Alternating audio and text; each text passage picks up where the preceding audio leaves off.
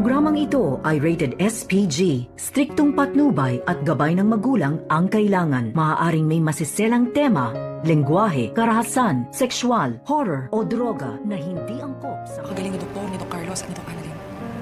Sigurado ako, gagawin nila lahat para matulungan ang lolo mo.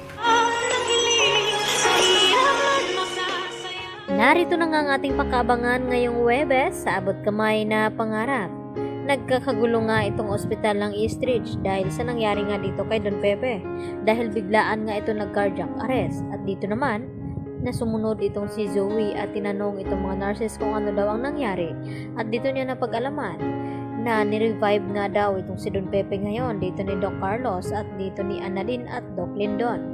At dito naman na hindi mapakali itong si Zoe kaya pinuntahan niya itong kwarto kung saan ni-revive itong si Don Pepe.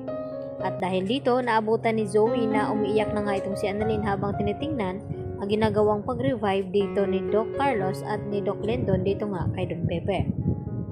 Kaya agad naman na umalis itong si Zoe dahil hindi niya kayang tingnan itong kanyang lolo Pepe. At diretso na pumunta ito sa chapel ng ospital at dito naman na naabutan ni Dr.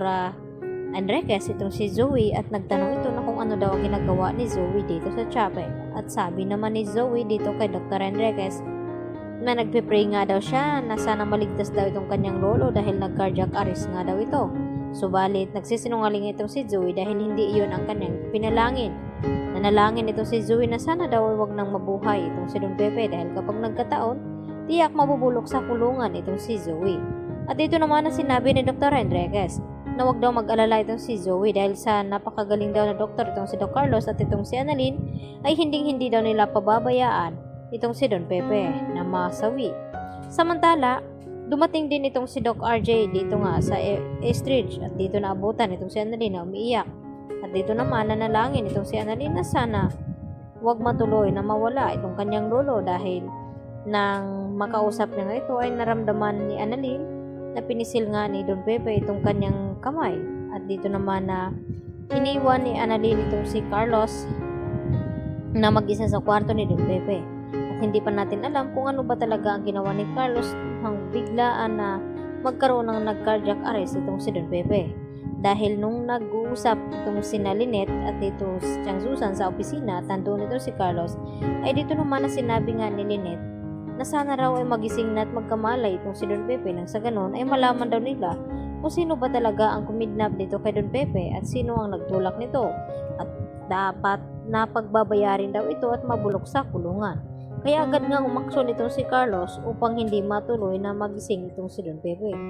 Kaya may ginawa itong paraan upang magkaroon ng mag-cardiac arrest ito. Samantala, nakuha na nga ng fingerprint itong si Moira ng mga pulis at dito na pag-alaman ni Giselle na nagtugma ito at dito din na kinuunan itong fingerprint dito ni Zoe at nagulat pa itong si Zoe at Moira at dito nga na sinabi ni Moira na dapat nagpo-focus daw at nasa tabi itong si Giselle dito kay Don Pepe ngayon, baka wala na nga ito ngayon. At nagulat itong si Giselle nang biglang tawagan siya dito ni Lynette at umiiyak at nagtanong kung ano daw ang nangyari dito sa kanyang papa. Ang kasabay nito ay nalaman din dito ni Giselle na may kinalaman talaga itong si Moira at Zoe sa nangyaring kidnapping dito kay Don Pepe dahil lumabas nga dito sa fingerprint na tugma itong fingerprint dito ni Zoe sa medical supplies na nakuha ng mga pulis. Kaya yan naman natin pagkatutukan dahil gagawin lahat dito ni Annalyn upang hindi mawala ng tuluyan itong kanyang lolo Pepe. At dito na yan magugulat itong si Zoe kapag nakabalik siya sa kwarto ni Don Pepe na buhay nga ito. Magugulat ito na parang minumulto siya dito ni Don Pepe dahil sa kanyang ginawa na hindi natuloy na naitulak nga niya ito sa bangin at hanggang ngayon ay buhay pa nga itong si Don Pepe at masasabi na rin sa wakas na itong si Zoe ay isang impostor, hindi tunay na anak ni RJ at ang tunay na ama ay walang iba kundi itong si Carlos Benitez. At pati itong si Annalyn ay magugulat sa kanyang malaman mula dito sa kanyang lolo Pepe. Yan po ang ating patuloy na abangan bukas mga kapuso, dito lamang yan sa Abot Kamay na Pangarap.